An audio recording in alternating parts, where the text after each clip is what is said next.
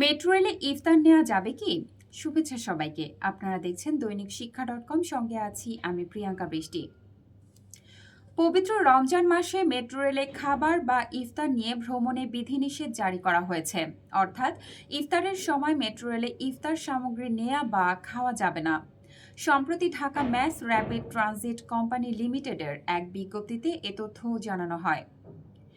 এতে বলা হয়, পবিত্র রমজানের সময় ইফতারে পানি পান করার নিমিত্ত প্রত্যেক যাত্রী মেট্রো রেল ও স্টেশন এলাকায় শুধু 250 মিলি পানির বোতল বহন করতে পারবেন।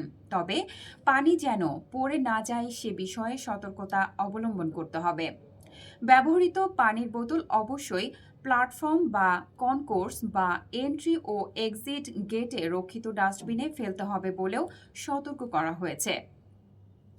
এছাড়া কোনো অবস্থাতেই প্ল্যাটফর্ম, কনকোর্স ও মেট্রো রেলের অভ্যন্তরে অন্য কোনো খাবার গ্রহণ করা যাবে না বলেও জানানো হয়েছে।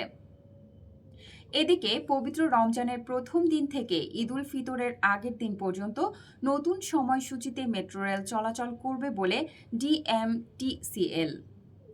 ডিএমটিসিএল এর বিজ্ঞপ্তিতে বলা হয়, পবিত্র রমজান মাসের অফিস সময়সূচির সঙ্গে সামঞ্জস্য রেখে প্রথম রমজান থেকে ঈদুল ফিতরের আগের দিন পর্যন্ত সাপ্তাহিক কর্মদিবসে মেট্রো রেল বিশেষ সময়সূচিতে চলবে। তবে শনিবার ও অন্যান্য সরকারি ছুটির দিন এবং শুক্রবার সময়সূচি অপরিবর্তিত থাকবে। সময়সূচি অনুযায়ী উত্তরা উত্তর থেকে মতিঝিল রুটে প্রথম ট্রেন ছাড়বে সকাল 6:30টায় এবং শেষ ট্রেন রাত 9:30টায়।